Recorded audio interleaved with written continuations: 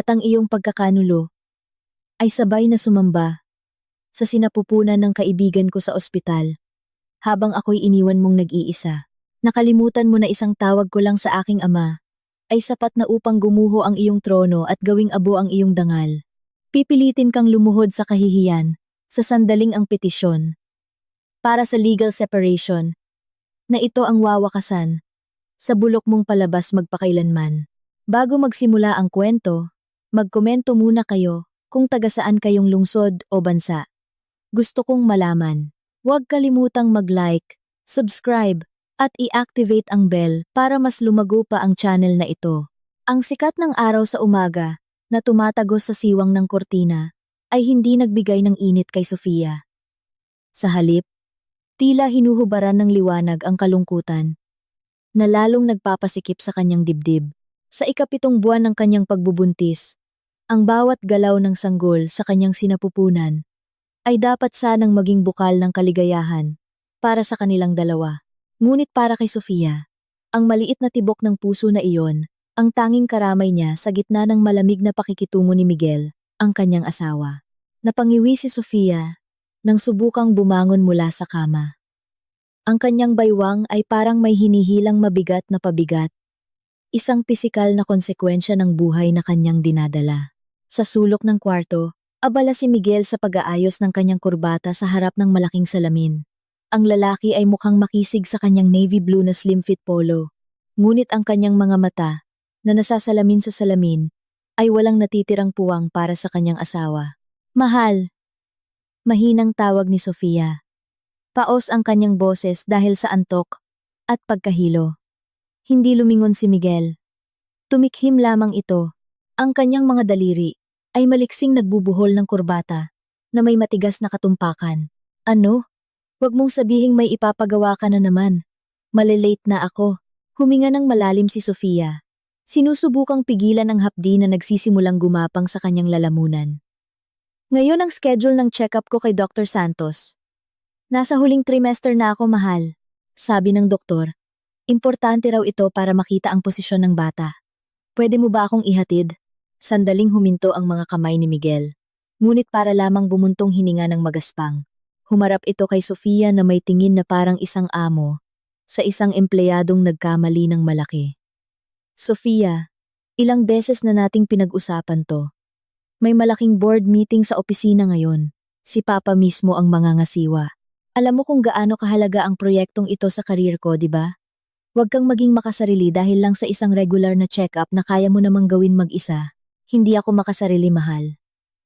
Pero ikapitong buwan na to, madalas akong nahihilo bigla. Natatakot lang ako kung may mangyari sa daan. Sagot ni Sofia. Nanginginig na ang boses. Umaasa siyang makikita ni Miguel ang pagod sa kanyang mukha. O kahit man lang hahawakan ang kanyang umbok na tiyan. Bilang suporta. Ngunit ang pag-asang iyon ay naglaho nang bumukas ang pinto ng kwarto nang walang katok. Si Aling Carmen, ang biyena ni Sofia na kasama nila sa bahay, ay pumasok suot ang mamahaling duster. Ang mukha nitong laging makapal sa pulbos ay mukhang mapanlibak. Tinitigan nito si Sofia na para bang ang kanyang manugang ay isang peste na humahadlang sa tagumpay ng kanyang anak. Naku naman, Sofia! Ang aga-aga. Naglalambing ka na naman. Matinis na sabi ni Aling Carmen. Binabasag ang katahimikan ng silid. Noong pinagbubuntis ko si Miguel, kaya ko pang mag-igib ng tubig sa poso, maglakad papuntang palengke na may bitbit na bayong. Walang ganyang drama na magpapahatid sa asawa. Pupunta ka lang naman sa ospital. Mag-grab ka, makakarating ka. Bakit kailangan mong abalahin ang trabaho ng asawa mo? Yumuko si Sofia. Kinukuyom ang bedsheet. Hindi po ganon, ma. Hindi ito tungkol sa transportasyon, kundi sa suporta. Ang suporta ay nasa dasal, wala sa upuan ng kotse. Matalim na putol ni Aling Carmen. Lumapit ito kay Miguel, at buong pagmamalaking hinaplos ang balikat ng anak. Itong si Miguel, nagsusumikap magtrabaho para sa'yo at sa magiging anak nyo. Dapat nga magpasalamat ka't may asawa kang masipag. Tignan mo si Bea, kaibigan mo.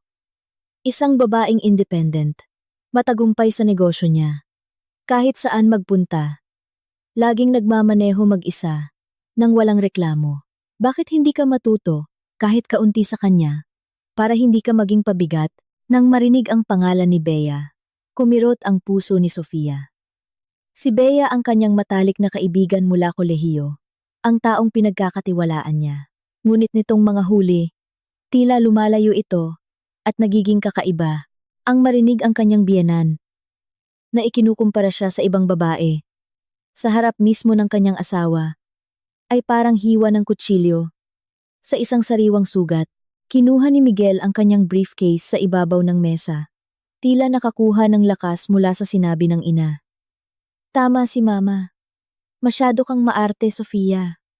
Wala akong pakialam. Basta hindi kita maihahatid, bahala ka sa sarili mo. Nang walang kahit isang malambing na paalam o halik sa noo. Lumabas si Miguel ng kwarto. Kasunod si Aling Carmen, na patuloy pa ring bumubulong ng mga panunuya tungkol sa mga babae ngayon na sobrang hina. Napatanga si Sofia sa gilid ng kama.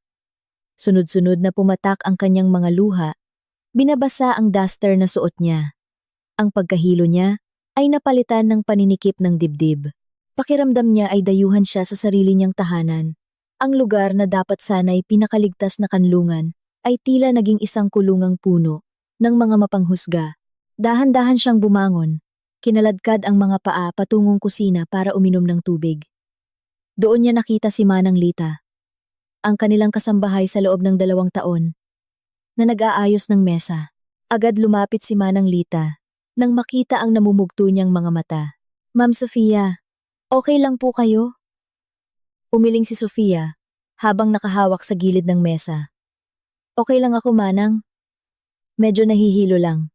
Kailangan niyo pong kumain, ma'am. Pinagbawalan po ako ni Ma'am Carmen na igawa kayo ng espesyal na arroz caldo. Ang sabi niya, kung anong nasa mesa, yun lang daw po ang kainin niyo, para hindi kayo maging maarte. Pero palihim ko pong tinago yung gatas niyo para sa buntis sa ilalim ng aparador. Tinitigan ni Manang Lita si Sofia nang may malalim na awa, bilang isang piping saksi sa araw-araw na nangyayari. Alam ni Lita kung gaano kadalas makatanggap ng emosyonal na pasakit si Sofia mula sa asawa at biyenan nito. Ngumiti ng mapait si Sofia. Salamat, Manang. Salamat sa pag-aalala mo. Ang katotohanan iyon ay tumama kay Sofia ng malakas.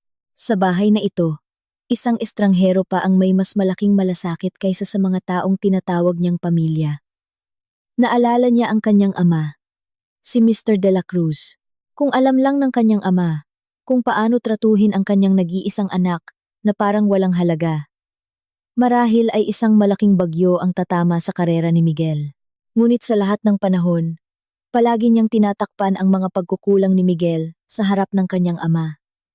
Gusto niyang pangalagaan ang dangal ng kanyang asawa, ngunit ngayong umaga, may nabasag sa kalooban ni Sofia. Ang emosyonal na pasakit na naipon sa loob ng maraming buwan, ay tila umabot na sa sukdulan. Hinaplos niya ang kanyang tiyan.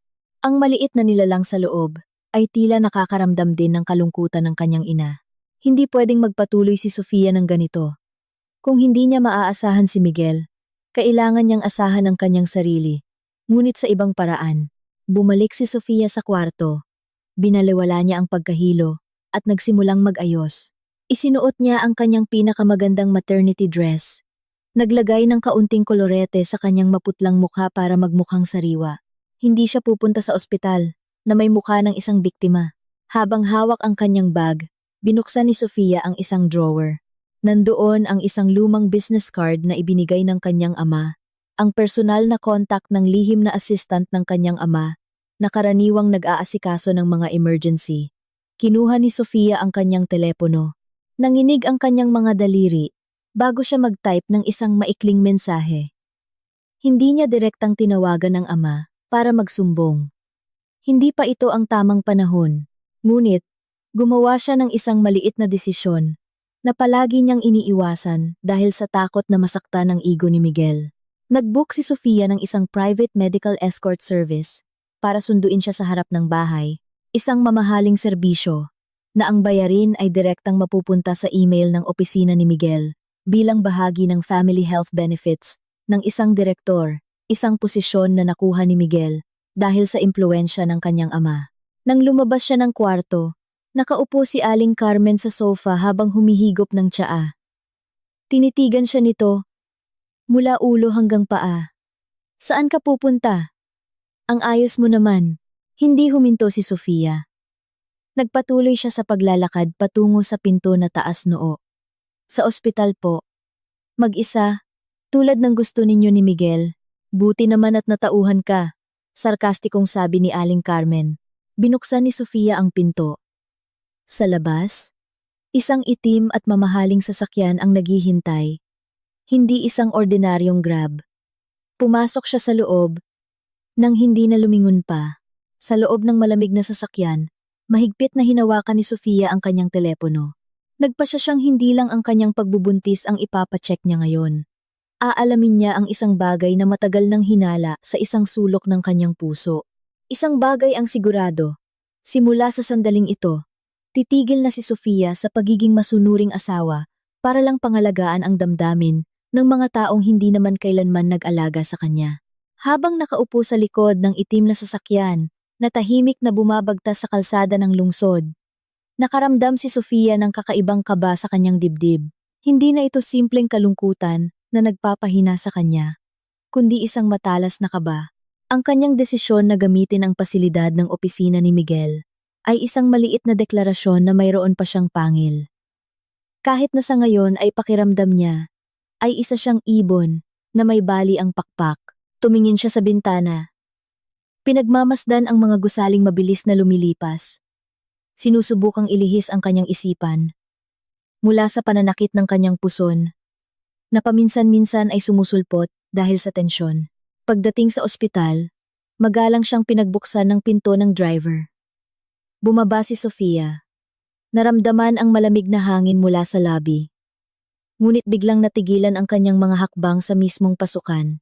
Ang kanyang mga mata ay napako sa isang puting sedan, na pamilyar sa kanya, nakaparada hindi kalayuan sa lobby. Ang plaka nito, ang palamuti sa salamin, kahit ang maliit na gasgas sa bumper na hindi niya sinasadyang nagawa noong nakaraang taon. Iyon ang kotse ni Miguel. Bumilis ang tibok ng puso ni Sofia. Halos sumabog ang kanyang dibdib. Hindi ba't sinabi ni Miguel na may malaking board meeting kasama ang kanyang ama? Hindi ba't sinigawan siya nito kaninang umaga dahil sa tingin nito ay nakakaabala siya? Nagulo ang isip ni Sofia. May sakit ba si Miguel? May bigla bang nangyari kaya kailangan niyang pumunta rito, nang hindi nagsasabi? Isang maliit na pag-asa ang sumagi sa kanyang isipan, na baka nakonsensya si Miguel, at nagpa siyang sundan siya. Binilisan ni Sofia ang kanyang mga hakbang, binalewala ang bigat sa kanyang baywang. Pumasok siya sa lobby na puno ng tao. Ang kanyang mga mata ay ligaw na hinahanap ang kanyang asawa. Ngunit ang kanyang natagpuan makalipas ang ilang sandali ay hindi lamang sumira sa kanyang pag-asa, kundi dumurog sa buong pagkatao niya bilang isang asawa. Sa pasilyo patungo sa OBGYN clinic, nakita sila ni Sofia. Naroon si Miguel, ngunit hindi siya nag-iisa. Sa kanyang kanan, si Aling Carmen ay naglalakad nang may masayang mukha. Isang ngiti na hindi pa kailanman nakita ni Sofia sa biyenan. At sa kaliwa ni Miguel, isang babae na nakasuot ng pastel-colored na maternity dress, na gawa sa seda ang maingat na naglalakad. Ang babaeng iyon ay si Bea. Ang kaibigan na palagi niyang pinagsasabihan ng sama ng loob. Ang taong nakikinig sa kanyang mga iyak tungkol kay Miguel, at ang taong kagabi lang ay nagpadala ng mensahe ng panalangin para sa kanyang panganganak. Tila huminto ang mundo para kay Sofia. Nagtago siya sa likod ng isang malaking haligi, malapit sa parmasya, nanginginig ang kanyang buong katawan. Mula sa layong 10 metro, kitang-kita niya ang eksenang dumudurog sa kanyang puso. Nakaakbay si Miguel sa baywang ni Bea, nang napakaprotektibo, na para bang takot itong madapa. Paminsan-minsan, may ibinubulong si Miguel sa tainga ni Bea, na nagpapatawa rito at nagpasandal ng ulo sa kanyang balikat. Isang paglalambingan na ilang buwan nang hindi naramdaman ni Sofia. Dahan-dahan mahal, ingat sa paglakad. Narinig ni Sofia ang boses ni Miguel, malambot at puno ng pag-aalala. Ang parehong tono na ginamit nito, nang alukin niya si Sofia ng kasal sa harap ng kanyang ama. Sumabat si Aling Carmen habang hinihimas ang likod ni Bea. Oo, Bea. Kailangan mong alagaan ang kalusugan mo at ng baby mo. Ito ang apo na pinakahihintay ko. Huwag kang mapapagod tulad ni Sofia, na puro reklamo lang ang alam. Tiniklop ni Sofia ang kanyang bibig para pigilan ang paghikbi. Dumaloy ang luha sa kanyang mga pisngi. Ang sakit ay hindi na lamang dahil sa pagkakanulo, kundi pagkakanulo ng mga taong itinuring niyang pamilya. Paano nagawang magkaisa ng kanyang asawa, biyenan, at matalik na kaibigan para saksakin siya sa panahong dinadala niya ang anak ng parehong lalaki. Bumalik ang pagkahilo, mas matindi ngayon kaya napakapit siya sa malamig na pader. Sa gitna ng kanyang pagkalito, isang malalim na boses ang tumawag sa kanya. Mrs. Sofia, ayos ka lang ba? Napalingon si Sofia, maputla, at namumugto ang mga mata. Sa harap niya, ay nakatayo si Dr. Santos, ang kanyang OB-GYN. Ang doktor, na kaibigan din ng kanyang ama, ay nagpakita ng tunay na pag-aalala. Doc. Sinubukan ni Sofia na magsalita ngunit nabigo. Agad siyang inalalayan ni Dr. Santos paupo. Napakaputla mo, Sofia. Hirap kang huminga. Hindi ito maganda para sa baby mo. Anong nangyari? Nasaan si Miguel? Parang nakita ko siya kanina. Yumuko lang si Sofia. Ang mga luhay tumutulo sa kanyang bag. Hindi niya kayang magsalita. Dahil sa reaksyon ni Sofia, agad na unawaan ni Dr. Santos na mayroong hindi tama. Sumulyap siya sa direksyon kung saan nawala sina Miguel, Aling Carmen at Bea. Halika! Sumama ka sa opisina ko. Hindi tayo sa pampublikong klinika mag-uusap. Kailangan mo ng mas tahimik na lugar. Sabi ni Dr. Santos na may autoridad ngunit puno ng pag-aalaga. Sumenya siya sa isang nurse para magdala ng wheelchair. Sumunod na lang si Sofia. Sa loob ng soundproof na opisina, binigyan siya ni Dr. Santos ng isang basong maligamgam na tubig. Inumin mo to. Pakalmahin mo ang sarili mo. Buntis ka, Sofia. Ang stress na nararamdaman mo ay maaaring maging delikado para sa sanggol. Hindi ako nagsasalita bilang doktor ngayon, kundi bilang kaibigan ng iyong ama. Ano ba talaga ang nangyari? Nandoon sila, Doc. Si Miguel, si Mama, at si Bea. Ihahatid daw nila si Bea para sa check-up. Sabi nila, yun daw ang apo na hinihintay nila. Bumuntong hininga si Dr. Santos. Tumigas ang mukha. Bilang doktor, alam niyang pasyente rin niya si Bea. Ngunit nakatali siya sa etika ng propesyon. Gayunpaman, nang makita ang durog na kalagayan ni Sofia, naantig ang kanyang pagiging ama. Kailangan mong magpakatatag, Sofia. Kung hindi mo kayang ipaglaban ang sarili mo, ipaglaban mo ang buhay na nasa sinapupunan mo. Huwag mong hayaang patayin ng pagkakanulo nila ang pag-asa mo. Mariing sabi ni Dr. Santos. Tumingin si Sofia sa doktor. Ang mga salitang, huwag mong hayaang patayin nila ang pag-asa mo ay umalingaw-ngaw sa kanyang isipan. Ang kalungkutan na nagpaparalisa sa kanya ay dahan-dahang nag-anyong isang malamig at matalas na determinasyon. Pinunasan niya ang kanyang mga luha. Nag-iwan ng bakas ng galit na nagsisimulang mag-alab. Gusto kong gawin ang pagsusuri ngayon ng napakadetalyado, Doc. Kailangan ko ang lahat ng aking medical records. At kung maaari, kailangan ko ang tulong ninyo para kumpirmahin ang isang bagay nang hindi lumalabag sa batas. Bulong ni Sofia, na may mas matatag na boses. Matapos ang nakakapagod na pagsusuri, hindi agad umuwi si Sofia. Tumayo siya sa isang madilim na sulok.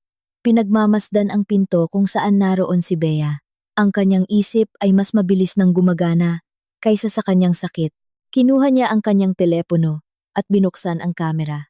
Dahan-dahan siyang lumapit sa parking lot. Naghihintay sa likod ng isang malaking van. Alam niyang lalabas na sila. Hindi nagtagal. Lumabas si Miguel na nakaakbay kay Bea. Sa tabi nila, si Aling Carmen ay may hawak na printout ng ultrasound na may ngiti ng tagumpay. Pinindot ni Sofia ang record button. Kinuhaan niya ang bawat sandali ng kanilang paglalambingan. Nang halikan ni Miguel ang noo ni Bea, bago ito pagbuksan ng pinto, at nang yakapin ni Aling Carmen si Bea. Ang video na iyon ay isang matibay na ebidensya ng isang hindi mapapatawad na pagkakanulo.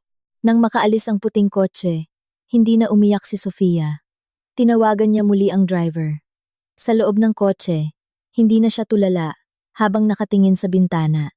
Binuksan niya ang kanyang contact list at hinanap ang pangalan. Attorney Ramirez. Attorney, kailangan ko ng tulong mo. Maglaan ka ng oras mamayang gabi. Kailangan nating mag-usap tungkol sa batas. Malamig na sabi ni Sofia nang sagutin ang tawag. Pinatay niya ang tawag. Binuksan niya ang kanyang gallery. Tinitigan ang kanilang wedding photo na wallpaper ng kanyang telepono. At nang walang pag-aalinlangan, pinalitan niya ito ng isang itim na screen. Alam niyang ang pag-uwi ay nangangahulugang pagbabalik sa pugad ng mga lobo. Ngunit hindi siya papasok. Nang walang paghahanda, itinago niya ang video sa isang hidden folder na nakasync sa kanyang cloud storage.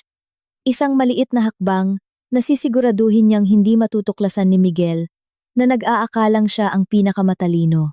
Ang malamig at amoy antiseptikong sahig ng ospital ay tila gumapang sa balat ni Sofia. Pinapatigas ang daloy ng kanyang dugo. Sa likod ng malaking haligi, dahan-dahan siyang napaupo, ngunit ang pisikal na sakit ay walang-wala kumpara sa bigat sa kanyang dibdib. Niyakap niya ang kanyang tiyan, sinusubukang protektahan ang kanyang sanggol mula sa makamandag na usapan, ilang metro lamang ang layo. Huwag ka nang masyadong gumalaw, Bea. Tandaan mo ang sabi ng doktor. Napakahalaga ng pagbubuntis mong yan.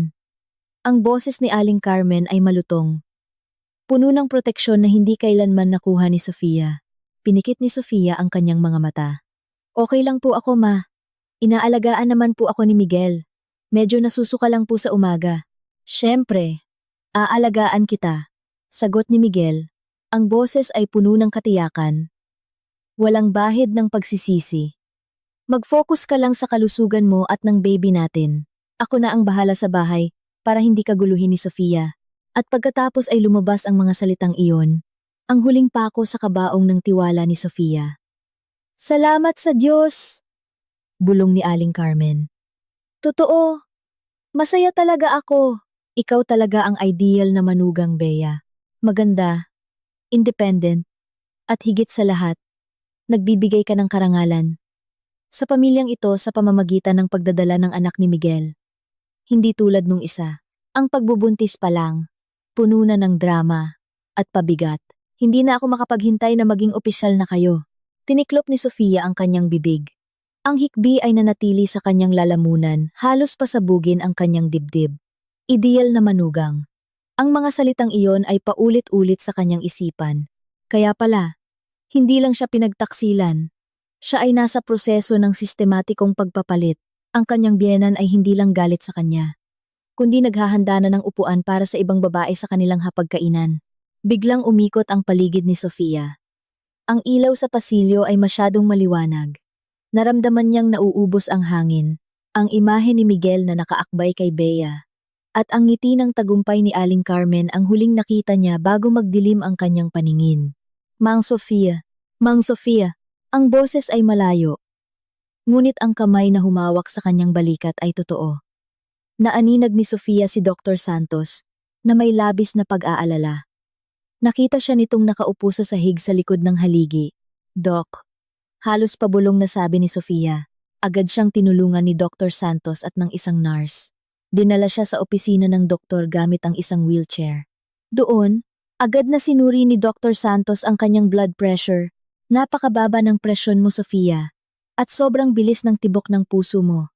Ito ay senyales ng matinding pagkagulat, sabi ng doktor. Ano ang nakita mo sa labas? Tinawag nila siyang ideal na manugang, Doc. Ipinagdiriwang nila ang pagbubuntis niya. Ang kaibigan ko mismo, bumuntong hininga si Dr. Santos. Bilang isang taong malapit sa pamilya de la Cruz, naramdaman niya ang moral na responsibilidad. Makinig ka, Sofia, ang kondisyon mo ngayon ay kritikal sa emosyonal na aspeto. Kung mananatili ka sa ganitong estado, inilalagay mo sa panganib ang buhay ng sanggol mo. Kung babalik ka sa bahay na iyon ng walang proteksyon, natatakot akong makunan ka. Dahil sa matinding stress, tumingin si Sofia sa doktor. Ang kawalan ng pag-asa sa kanyang mga mata ay napalitan ng isang mapait na realisasyon. Kaya, hindi ako pwedeng maging mahina, Dok? Hindi lang hindi ka pwedeng maging mahina. Kailangan mong simulang lumayo sa pinagmumulan ng iyong stress, diin ni Dr. Santos. Isusulat ko sa iyong medical record na kailangan mo ng kumpletong pahinga. Ipapadala ko rin ang kopya nito sa personal email mo, hindi sa email ng pamilya na karaniwang ginagamit ni Miguel. Kailangan mo ng ebidensya na ang kalusugan mo ay bumabagsak dahil sa iyong kapaligiran. Tumango si Sofia. Nagsimula siyang makaipon ng lakas. Ang impormasyon ay sandata. At sa ngayon, siya ang may hawak ng mga lihim na hindi alam ni na Miguel at Aling Carmen. Matapos mabigyan ng bitamina, nagpaalam si Sofia na magpapahinga muna sa pribadong waiting room ng doktor. Kinuha niya ang kanyang telepono. May 3 missed calls mula kay Miguel. Marahil ay para siguraduhing wala siya sa parehong ospital. Hindi niya sinagot. Sa halip, binuksan niya ang kanyang banking app at tiningnan ang kanyang personal na ipon pera mula sa baon na bigay ng kanyang ama na hindi niya kailanman sinabi kay Miguel. Pagkatapos, nag-book siya ng isang apartment unit na malayo sa kanilang bahay ngunit malapit sa opisina ng kanyang ama. Nag-arkila siya para sa susunod na ilang araw gamit ang kanyang tunay na pangalan ngunit ibang contact number. Alam niyang delikado ito. Ngunit ang manatili sa bahay, kasama ang ideal na manugang at ang kanyang makamandag na biyenan, ay mas malaking panganib sa buhay ng kanyang sanggol. Tumayo si Sofia.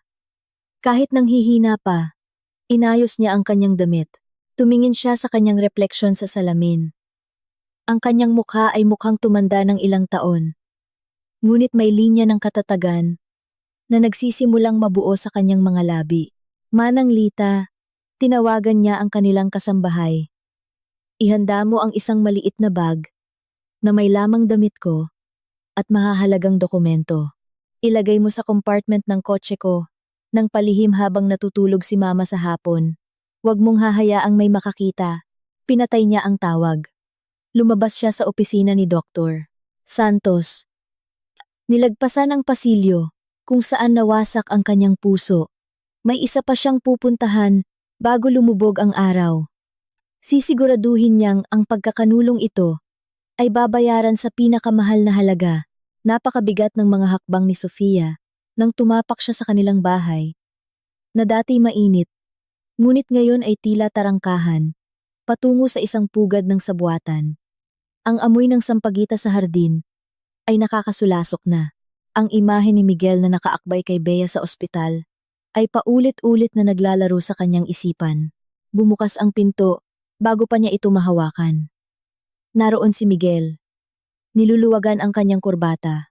Ang mukha ay sadyang pinapagod. Wala na ang lambing na ibinigay niya kay Bea kanina. Kadarating mo lang? Tanong ni Miguel nang walang pakialam. Pagod na pagod ako. Ang hirap ng meeting kanina. Ang daming hinihingi ng papa mo. Nakatayo si Sofia sa may pinto. Nakatalikod. Pinikit niya ang kanyang mga mata. Meeting. Papa ko. Gusto niyang isampal ang katotohanan sa mukha nito.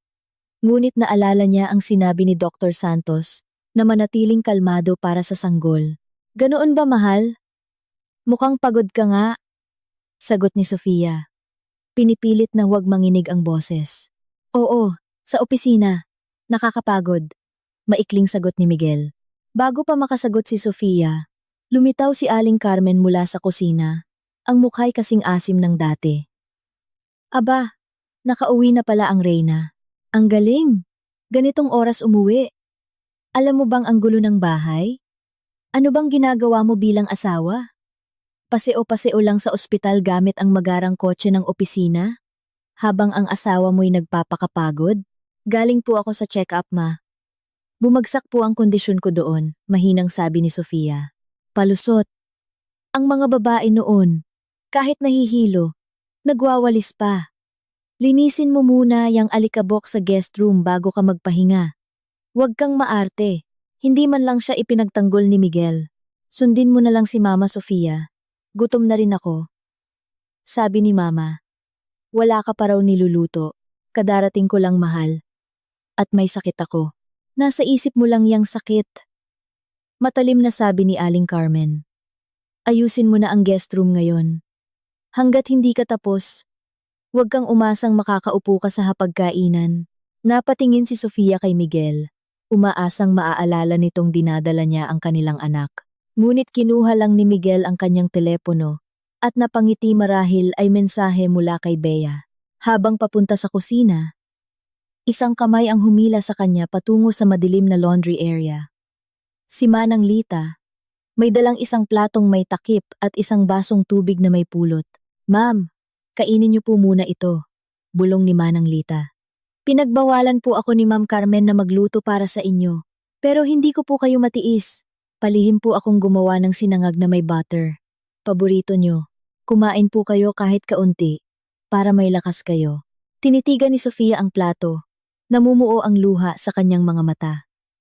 Sa malaking bahay na ito, isang kasambahay lang ang tumrato sa kanya bilang tao. Nanginginig niyang isinubo ang kanin. Bawat subo ay parang paglunok ng tinik. Salamat, Manang Lita, bulong ni Sofia. Walang anuman po, ma'am. Yung bag na pinahanda niyo, nasa compartment na po ng kotse. Inilagay ko po kanina. Habang si ma'am ay may kausap sa telepono sa hardin, tumango si Sofia. Buo na ang kanyang desisyon.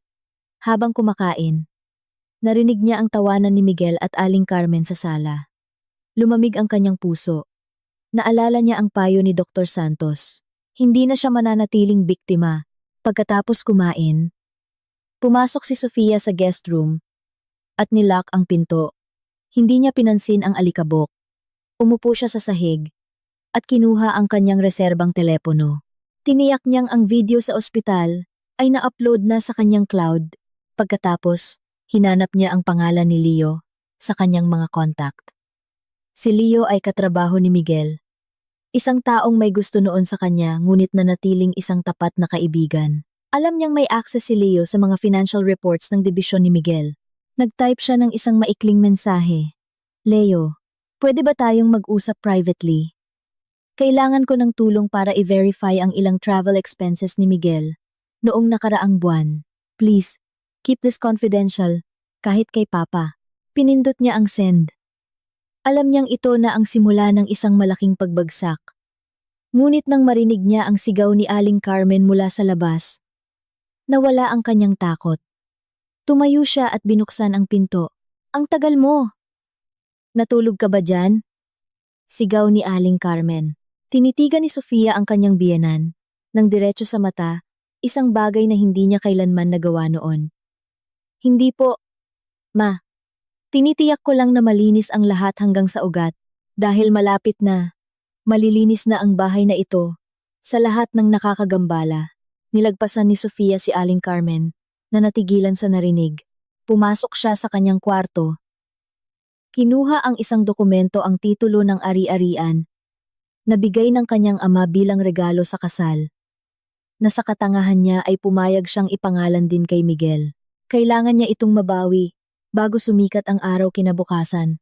Umilaw ang screen ng telepono ni Sofia. Binasag ang kadiliman ng silid.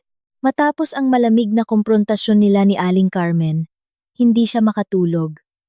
Ngunit nang lumitaw ang pangalan ni Bea sa screen, sandaling huminto ang pagtibok ng kanyang puso. Bago ito kumabog ng doble. Hello Sofia, my dear! Gising ka na? Ang boses ni Bea ay masaya. Kabaligtaran ng unos sa dibdib ni Sofia. Gising na Bea. Bakit ka napatawag? Nag-aalala lang ako. Narinig ko kay Miguel na masama raw ang pakiramdam mo. Sorry. Hindi ako nakadalaw. Sobrang busy sa butik. Pinikit ni Sofia ang kanyang mga mata. Busy sa butik. Ang imahe ni Bea na nakayakap kay Miguel sa ospital ay muling sumagi sa kanyang isipan. Okay na ako, Bea. Salamat sa pag-aalala. Mabuti naman. Ay, alam mo ba? May client na nagbigay sa akin ng bonus. Tignan mo. Sinend ko sa WhatsApp mo. Ang ganda. Ang swerte ko talaga this month. Binuksan ni Sofia ang chat. Isang litrato ang lumitaw. Ang makinis na pulso ni Bea, na may suot na isang eleganteng white gold bracelet na may maliliit na diamante. Natigilan si Sofia Naalala niya ang isang brochure ng alahas na nakita niya sa bulsa ng Amerikana ni Miguel 6 na buwan na ang nakalipas. Sinabi ni Miguel na para raw iyon sa asawa ng isang kliyente. Ang pagtataksil na ito ay hindi isang pagkakamali lang. Ito ay isang planadong pagkakanulo na matagal nang nag-uugat. Ganda. 'Di ba? Pakiramdam ko, ako ang pinakamamahal na babae sa mundo. Muling narinig ang boses ni Bea. Oo. Ang ganda, Bea. Bagay na bagay sa'yo. Bulong ni Sofia. Karapat-dapat ka sa lahat ng pinaghirapan mo. Pagkatapos ng tawag, pakiramdam ni Sofia ay manhid ang kanyang buong katawan. Nang makarating siya malapit sa kusina, narinig niya ang mga bulungan. Hinaan mo ang boses mo. Baka marinig ka ni Sofia, sabi ni Aling Carmen. Kalma lang, ma. Nasa kwarto pa yon. Pagod siguro sa drama kahapon, sagot ni Miguel. Tuwang-tuwa si Bea sa bracelet. Mas lalo raw siyang ginanahang alagaan ng baby namin. Dapat lang, si Bea ang babaeng mahusay. Hindi tulad ng asawa mong umaasa lang sa posisyon ng ama niya. Sinabi ko na sayo noon pa. Mas gusto ko si Bea para sayo. Kung hindi lang dahil kay Mr. De La Cruz, hindi ako papayag na pakasalan mo si Sofia. Sabar ma, malapit nang maging ligtas lahat ng ari-arian na nakapangalan sa aming dalawa. Kapag nanganak si Bea, may malakas tayong dahilan para dahan-dahang iwan si Sofia. Wala ring magagawa si Mr. De La Cruz kung may ebidensya tayong hindi karapat-dapat na asawa si Sofia. Gumuho ang mundo ni Sofia. Ang kanyang biyenan pala ang direktor sa likod ng kanyang pagdurusa. Hindi na siya iiyak. Ang kanyang mga mata ay natuyo. Napalitan ng malamig na apoy ng galit. Bumalik siya sa kanyang kwarto. Binuksan niya ang kanyang reserbang telepono. Ipinadala niya ang litrato ng bracelet kay Leo. Leo, pakicheck ang corporate credit card expenses ni Miguel noong November 12 last year. Kailangan ko ng resibo ng pagbili mula sa jewelry store na ito. Alam kong labag ito sa patakaran. Pero ipinapangako kong ligtas ang posisyon mo sa ilalim ng proteksyon ng aking ama. Alam niyang naglalaro siya ng apoy. Ngunit wala siyang pagpipilian. Kailangan niyang patunayan na ang kanyang asawa ay hindi lamang taksil sa pag-ibig, kundi isang magnanakaw na gumagamit ng pera ng kumpanya para sa kanyang kalaguyo. Biglang may kumatok ng malakas. Sofia, lumabas ka. Ihanda mo ang almusal ng asawa mo. Itinago ni Sofia ang telepono, huminga ng malalim, at isinuot ang maskara ng isang masunuring asawa. Bago buksan ang pinto, kinuha niya ang susi ng apartment na inarkila niya kahapon. Opo ma, ihahanda ko na po. Kailangang kumain ni Miguel ng marami para maging malakas siya sa haharapin niya ngayong araw, kalmadong sabi ni Sofia. Ang pagduduwal na sumalakay sa kanya ngayong umaga ay hindi na dahil sa pagbubuntis, kundi dahil sa lason mula sa usapan ni na Miguel at Aling Carmen. Ang malaman na ang kanyang asawa ay hindi lang nangangaliwa, kundi may basbas pa ng biyenan para palitan siya, ay nagpahirap sa bawat sulok ng bahay.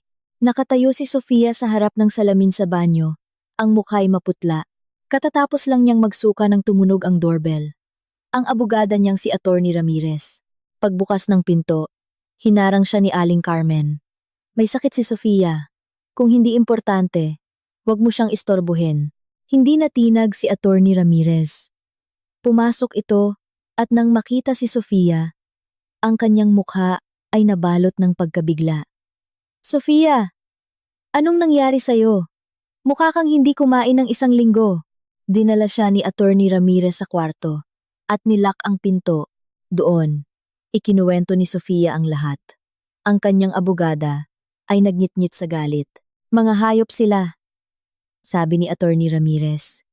Ginagamit nila ang kabaitan mo at ang posisyon ng ama mo at ngayon gusto ka nilang itapon. Sofia, makinig ka. Ang pag-iyak ay hindi sila mapipigilan. Kailangan natin ng bala. Kailangan ko ng pisikal na ebidensya, mga litrato, recordings, at lahat ng transaksyon sa pera. Pero hindi ba't labag sa batas ang mag-record sa sariling bahay? Tanong ni Sofia. Ito ay tungkol sa kaligtasan mo at ng iyong anak. Sa batas ng pamilya, Ang ebidensya ng pagkakanulo at pag-abandona ay susi. Paliwanag ni Attorney Ramirez. Sabay abot ng isang maliit na recording device na hugis teddy bear keychain. Ilagay mo ito sa mga lugar kung saan sila madalas mag-usap. At isa pa, manatili kang mahina at masunurin sa harap nila. Hayaan mo silang maging kampante. Dahil doon sila magkakamali. Tumango si Sofia. Naramdaman niya ang bagong lakas hindi para manatili, kundi para wasakin sila. Nang hapon na iyon, habang nagpapaalam si Attorney Ramirez, dumating si Miguel. Nagkunwaring ngumiti ang abogada. Nice to meet you, Mr. Miguel. Marami nang naikwento si Sofia tungkol sayo. Pag-alis ng abogada, pumasok si Sofia sa banyo. Mabilis at tahimik niyang inilagay ang teddy bear recorder sa ilalim ng isang mesa sa sala. Isang lugar kung saan madalas mag-usap sina Miguel at Aling Carmen sa gabi. Habang inaayos ito, bumulong siya sa sarili. Sige, mag-usap kayo. Hanggat gusto nyo. Makikinig ako sa lahat. Lumabas siya sa sala, nagbigay ng isang maliit at peking ngiti kay Miguel. Habang sa bulsa ng kanyang duster, hinihintay niya ang mensahe mula kay Leo na maaaring magdala ng balita tungkol sa mga iligal na transaksyon ng kanyang asawa. Ang bawat tunog ng orasan sa sala ay parang martilyo sa ulo ni Sofia. Matapos ilagay ang recorder, ang pagtulog ay naging isang nakakapagod na pagbabantay. Ngunit ang tensyon ay umabot sa sukdulan kinabukasan nang ang pinto ay bumukas ng malakas habang si Miguel ay dapat nasa opisina pa. Pumasok si Aling Carmen, masayang masaya, akay-akay si Bea na nakasuot ng mamahaling maternity dress. Pasok, Hija! Huwag kang mahiya. Bahay din ito ng magiging asawa mo, sabi ni Aling Carmen. Tumayo si Sofia. Anong ibig sabihin nito? Ma, tinanggal ni Bea ang kanyang salamin. Hi, S. Sorry, biglaan. Pinapunta ako ni Mama, kasi may masarap daw na merienda dito. Huwag mo siyang tawaging Mama, malamig na sabi ni Sofia. Sumugod si Aling Carmen. Hoy, Sofia, mag-ingat ka sa pananalita mo. Espesyal na bisita si Bea. Dala-dala niya ang paborito kong apo. Mas masela ng kondisyon niya kaysa sayo na puro reklamo. Sofia, ipagtimpla mo siya ng juice at balatan mo ng mansanas. Natigilan si Sofia. Hindi ako katulong, Ma. At si Bea ay hindi bisitang dapat pagsilbihan. Sa bahay na ito, anong sabi mo? Nanlisik ang mga mata ni Aling Carmen. Isa ka lang asawang pabigat. Bilisan mo, nagkunwaring nahihilo si Bea. Hayaan na po, Ma. Aalis na lang ako. Hindi, dito ka lang. Sigaw ni Aling Carmen. Hintayin mo. Malapit nang umuwi si Miguel. Tiyak na hindi niya magugustuhan ang pagtrato sa iyo ng tamad niyang asawa. Sakto namang dumating si Miguel. Mula sa pagkabigla, ay napalitan ito ng saya nang makita si Bea. Anong nangyayari dito? Tanong ni Miguel. Nilapitan si Bea at binaliwala si Sofia. Itong asawa mo. Pinagtimpla ko lang ng juice si Bea. Pero sinabihan pa niya ng masama. Sumbong ni Aling Carmen. Tumingin si Miguel kay Sofia. Nag-aapoy sa galit. Ano na naman to, Sofia? Bisita natin si Bea. Buntis siya. Bakit ka ganyan? Kerida siya, Miguel. At dinala mo siya dito sa harap ko. Sigaw ni Sofia. Bumuhos ang luha. Biglang napahawak si Bea sa kanyang dibdib. Hirap huminga. Miguel, ang dibdib ko. Nahihilo ako. Nataranta si Miguel at niyakap si Bea. Huwag kang umarte, Bea. Sabi ni Sofia. Muhing-muhi sa palabas. Tama na. Sigaw ni Miguel. Nang subukang lumapit ni Sofia, itinulak siya ni Miguel ng malakas. Tumalsik si Sofia. Tumama ang kanyang baywang sa matulis na kanto ng mesa bago siya bumagsak sa sahig. Isang matinding sakit ang gumapang sa kanyang katawan. Napaungol siya. Hawak ang tiyan. Natigilan si Miguel. May bahid ng pagsisisi. Ngunit hinila siya ni Aling Carmen. Hayaan mo siya. Umaarte lang yan. Tignan mo si Bea. Totoong nahihirapan. Dalhin mo na siya sa guest room. Binuhat ni Miguel si Bea papasok sa kwarto nang hindi na lumingon kay Sofia. Bago isara ang pinto, binigyan ni Aling Carmen si Sofia ng isang ngiti ng tagumpay. naiwan si Sofia sa sahig. Ang sakit sa kanyang puso ay naging yelo. Sa loob ng guest room, ang kanyang asawa ay inaalagaan ng ibang babae, habang siya, ang legal na asawa, ay nakasubsob sa sahig. Tumakbo si Manang Lita mula sa kusina. Namumutla. Tinulungan niya si Sofia na tumayo. Diyos ko, ma'am. Okay lang po kayo? Hindi sumagot si Sofia. Ang kanyang mga mata ay nakatutok sa mesa kung saan naroon ang recorder. Alam niyang ang lahat ng nangyari ang sigaw ni Miguel. Ang pagtulak, ang pag-amin ni Aling Carmen, ay na-record lahat. Pagpasok sa kwarto, kinuha ni Sofia ang kanyang reserbang telepono. Ang kanyang mga kamay ay hindi na nanginginig sa takot, kundi sa kontroladong galit. Kinuha niya ang isang litrato ng dokumento mula sa briefcase ni Miguel, isang resibo ng down payment para sa isang bahay na nakapangalan kay Bea, kung saan si Miguel ang guarantor. Huminga siya ng malalim. Nagpadala siya ng mensahe sa kanyang ama, si Mr. De La Cruz. Papa, bukas ng 10 a.m., pwede po ba kayong pumunta sa bahay nang hindi sinasabi kay Miguel? May gusto po akong ipakita. Tungkol po ito sa kinabukasan ng inyong apo. Pagkatapos ipadala, agad niyang binura ito. Humiga siya. Alam na ang pag-imbita sa kanyang ama ay isang desisyon na wawasak kay Miguel. Ngunit alam din niya na simula ngayon, wala na siyang tahanang babalikan kung hindi niya wawasakin muna ang kulungang ito. Ang natitirang sakit sa kanyang baywang dahil sa pagtulak ni Miguel ay nagsilbing paalala ng kanyang naubos na pasensya. Nakahiga si Sofia. Naririnig ang tawanan ni Aling Carmen at Bea sa sala. Naramdaman niyang isa siyang dayuhan. Bawat alaala ng paghingi ni Miguel na magtipid siya ay nagpapasikip sa kanyang dibdib. Pinaniwalaan niya lahat. Ngunit isang mensahe mula kay Leo ang nagpabago sa lahat. Sinend ko na sa secret email mo yung documents. Mas malala pa sa inaakala natin. Binuksan ni Sofia ang kanyang laptop. Ang kanyang mundo ay gumuho. Sa screen, nakalista ang mga transaksyon sa corporate credit card at mga reimbursement ni Miguel. Mga mamahaling hapunan sa mga pets ang sinabi niyang nag-overtime siya at kumain lang ng instant noodles. Pagbili sa isang luxury bag boutique ang bag na suot ni Bea kahapon. Bayad sa arkila ng apartment ang address kung saan nakatira si Bea. Hindi kapos sa pera si Miguel. Ninanakawan niya ang kumpanya ng ama ni Sofia para sa kanyang kerida, habang ang buntis niyang asawa ay pinagtitipid para sa panganganak. Hayop. Bulong ni Sofia. Ang luhang pumatak ay hindi dahil sa lungkot, kundi sa matinding galit. Tumawag si Leo. Nakita mo na, Napakababaw ni Miguel. Inilagay niya lahat ng gastusin para kay Bea sa budget ng isang malaking proyekto. Higit pa sa sapat to para kasuhan siya. Estafa at abuse of authority. Pwede siyang makulong.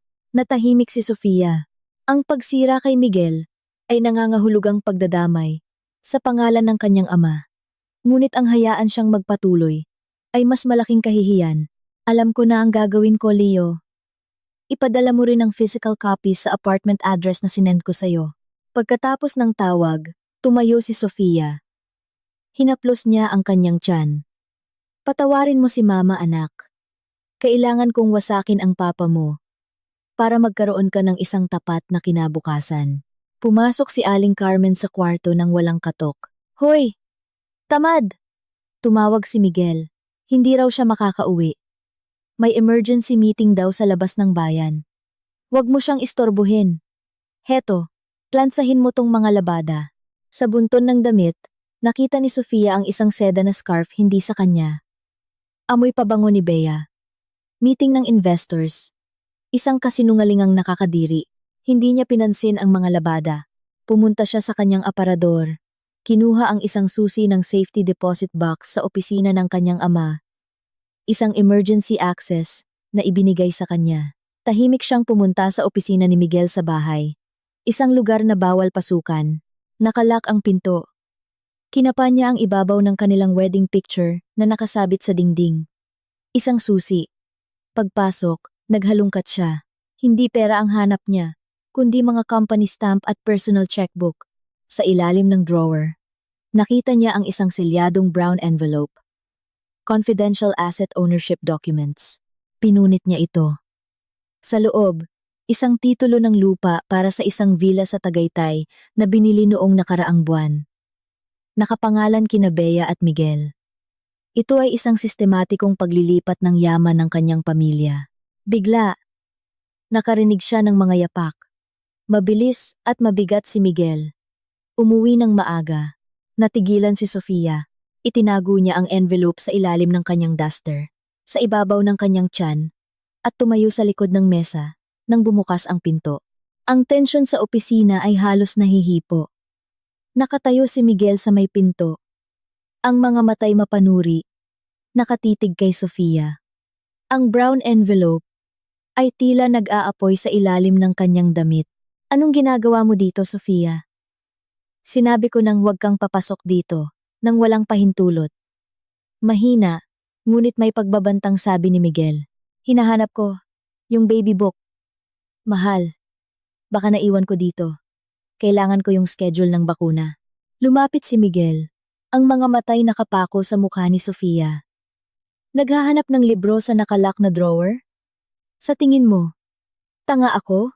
Nang akmang hahalughugin siya ni Miguel. Isang matinding sakit ang tumusok sa puso ni Sofia. Hindi ito ordinaryong pulikat. Ito ay isang mainit at nakakaparalisang sakit. Aray, mahal, masakit. Bulong ni Sofia. Drama na naman, sabi ni Miguel. Gusto mo lang ilihis ang usapan. Hindi nakasagot si Sofia. Bumagsak siya sa sahig. Nanginginig ang kanyang mga kamay. At doon, naramdaman niya ang isang mainit at basang likido na dumadaloy. Sa puting sahig, isang patak ng matingkad na pulang dugo ang lumitaw. Sinundan ng isa pa. Mahal, may dugo. Nanginginig niyang sabi. Natigilan si Miguel. May bahid ng pagkasindak sa kanyang mukha. Ngunit isang boses mula sa pinto, ang sumira sa anumang natitirang konsensya. Miguel, bilisan mo. Naghihintay na si Bea sa kotse. Si Aling Carmen, nakabihis ng magara. Tiningnan niya si Sofia, nang may pandidiri. Ano na naman to? Baka spotting lang yan. Huwag kang maarte, Sofia. Dinudugo siya. Ma, nag-aalangang sabi ni Miguel. Palusot lang yan. Para hindi ka matuloy sa celebration ng pagbubuntis ni Bea. Sigaw ni Aling Carmen. Hinihila ang anak. Ang celebration na ito ay para sa tunay kong apo. Hindi sa isang laging nagpapasakit ng ulo. Nariyan si Manang Lita. Hindi sa isang laging nagpapasakit ng ulo. Siya na ang bahala diyan. Tumingin muli si Miguel kay Sofia. Sa isang banda, ang kanyang asawa na dinudugo. Sa kabila, ang kanyang ambisyon, ang kanyang ina, at ang babaeng mas mahalaga sa kanya. Mahal, dalhin mo ako kay Dr. Santos. Pakiusap ni Sofia. Tumawag ka na lang ng Grab. Hindi ko pwedeng i-cancel to. Tungkol to sa paggalang kay Bea. At sa pamilya niya, malamig na sabi ni Miguel. Bago tumalikod at sumunod sa ina. Ang papalayo nilang mga yabag ang pinakamasakit na tunog na narinig ni Sofia. Inabando na siya. Sa ospital, nakahiga si Sofia na may dextrose. Nailigtas ang sanggol. Ngunit ang babala ni Dr. Santos ay mas matindi. Sofia, ito na ang huling babala ng katawan mo. Isa pang matinding emosyonal na dagok.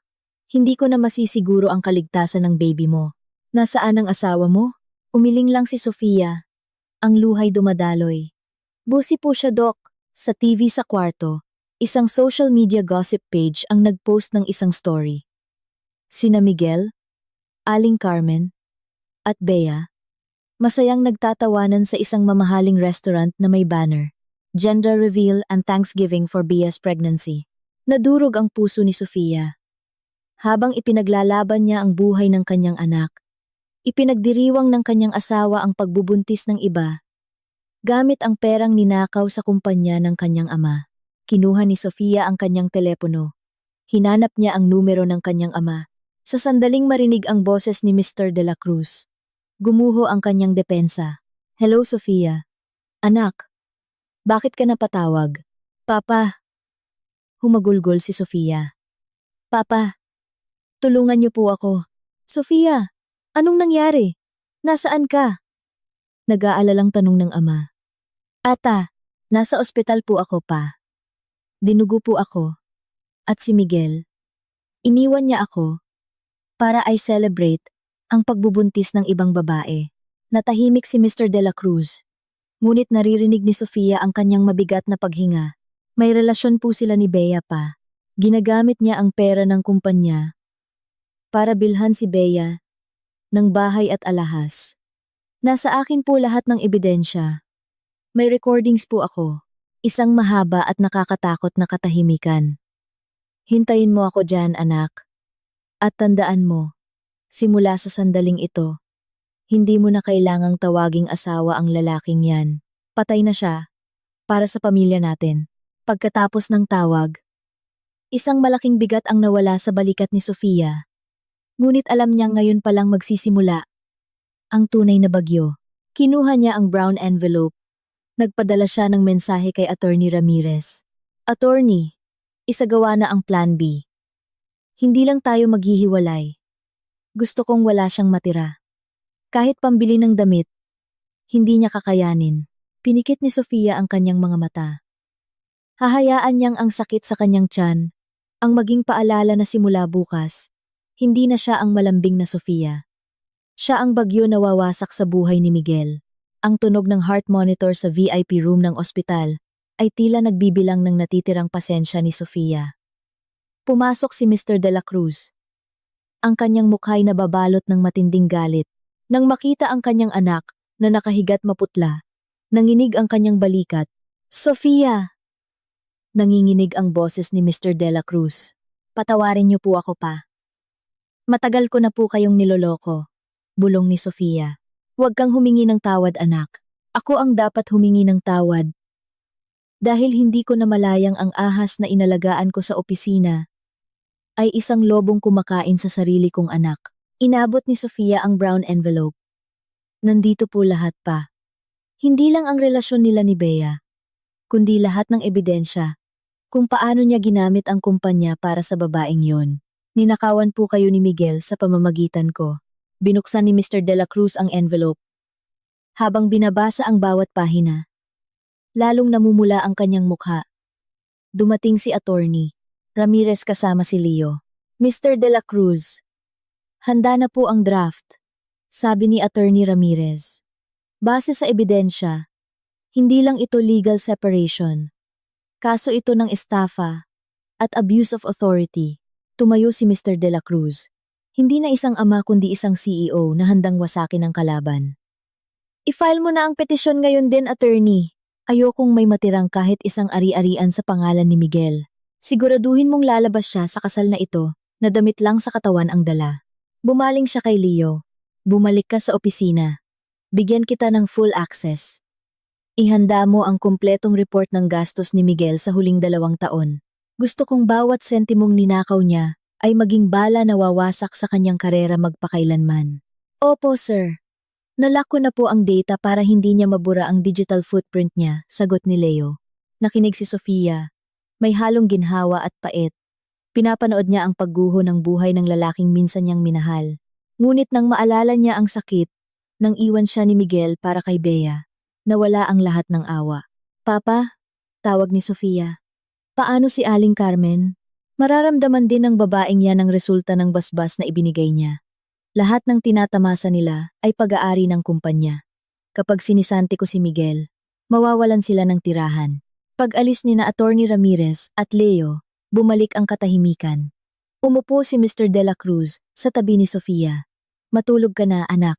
Bukas ang simula ng katapusan para sa kanila. Ngunit hindi makatulog si Sofia. Kinuha niya ang kanyang telepono. May mensahe mula kay Miguel. Katatapos lang ng meeting. Pagod na pagod ako, S. Matulog ka na, ha? Baka bukas na ako makauwi. Ngumiti ng mapait si Sofia. Nag-type siya ng maikling sagot. Sige, mahal. Magpahinga ka na. Kalmado na ako. Ipinasa ko na ang lahat ng problema sa tamang tao. Pinindot niya ang send. Isang pain para manatili si Miguel sa kanyang kampanteng mundo hanggang sa dumating ang sulat ng pagkasisante at petisyon ng legal separation. Pagkatapos, pinatay niya ang telepono. Hinayaang balutin ng gabi ang planong hindi na mapipigilan. Kinaumagahan sa ospital. Pakiramdam ni Sofia ay nanonood siya ng isang palabas na siya mismo ang nagpasimula. May pait sa kanyang tagumpay. Tinitigan niya ang kanyang kamay na wala ng singsing. Sa isipan niya, iniisip niya ang magiging reaksyon ni Miguel. Sa opisina ng De La Cruz Group, pumasok si Miguel na mayabang. Suot ang mamahaling suit na galing sa ninakaw na pondo. Para sa kanya, ang petisyon ni Sofia ay isang maliit na abala lang. Ngunit pagdating sa itaas na palapag, kakaiba ang kapaligiran. Mr. Miguel, pinapatawag po kayo sa main conference room. Naghihintay si Mr. De La Cruz, sabi ng isang sekretarya. Pagpasok niya, nandoon si Mr. De La Cruz, si Leo, si Attorney Ramirez, at ang buong board of directors. Papa, anong meron? Hindi sumagot si Mr. De La Cruz. Tumayo si Leo. Base sa internal audit, nakakita kami ng ebidensya ng pandarambong na nagkakahalaga ng AE 200 milyon na inilipat sa mga account ni Bea para sa pagbili ng ari-arian at luho. Namutla si Miguel. Ano? Kasinungalingan yan? Papa, huwag kayong maniwala sa kanya. Tama na! Sigaw ni Mr. De La Cruz. Huwag mo na akong tawaging papa. Sa kwartong ito, isa kang magnanakaw. Inihagis ni Mr. De La Cruz ang mga ebidensya sa harap ni Miguel. Ngayon din Miguel, tanggal ka na sa lahat ng posisyon mo sa kumpanyang ito, sabi ni Mr. De La Cruz. At ang BMW na minamaneho mo, ang bahay na tinitirhan ninyo ng nanay mo, lahat yan ay assets ng kumpanya. Dahil wala ka ng posisyon, lahat yan ay binabawi na. May security na sa bahay nyo para ilak yan. Gumuho ang mundo ni Miguel. Papa, wag po ang bahay. Nandoon si Mama. May 30 minuto ang nanay mo para mag-impake bago selyuhan ang bahay. Ngayon, isuko mo ang ID at susi mo. Hiyang-hiya. Isinuko ni Miguel ang lahat. Lumabas siya ng kwarto. Hindi bilang direktor, kundi isang talunang nakayuko. Sa ospital, narinig ni Sofia ang lahat mula sa kanyang ama. Naramdaman niya ang bagong takot. Ang isang desperadong Miguel ay mapanganib. Nagpasya siyang harapin ang bagyo. Nurse, tawagin mo si Dr. Santos. Sasabihin kong malakas na ako at pipirma ako ng waiver para makalabas, sabi ni Sofia. Alam niyang delikado ito. Ngunit kailangan niyang tiyakin na walang masamang mangyayari sa mga gamit ng kanyang yumaong ina sa bahay. Nagpasya siyang bumalik sa gitna ng digmaan. Kahit na isugal ang natitira niyang lakas. Napakagaan ngunit marupok ang mga hakbang ni Sofia habang naglalakad sa pasilyo ng ospital. Matapos masaksihan ang pag-alis ng mga gamit sa kanilang bahay mula sa loob ng kotse ng kanyang ama, bumalik siya sa ospital. Ang mga hiyawan ni Aling Carmen at ang mga bulungan ng mga kapitbahay ay malinaw pa sa kanyang alaala. Pagbalik sa kanyang kwarto, umupo siya. Pagod ang katawan ngunit nagngingit-ngit ang kalooban. May pait sa kanyang tagumpay. Biglang bumukas ang pinto. Si Miguel, gusot ang damit, magulo ang buhok, at namumula ang mga mata. Sofia. Paos ang boses ni Miguel. Lumabas ka. Malamig na sabi ni Sofia. Hindi siya lumabas. Sa halip, lumuhod siya sa sahig. Sofia, patawarin mo ako. Umiiyak siya. Wala na ang lahat. Iniwan ako ni Bea. Kaya pala, naaalala mo lang na may asawa ka kapag wala na siya? Mapanuyang sabi ni Sofia. Masama siyang babae. Nang malaman niyang tanggal na ako sa trabaho, kinuha niya lahat ng alahas.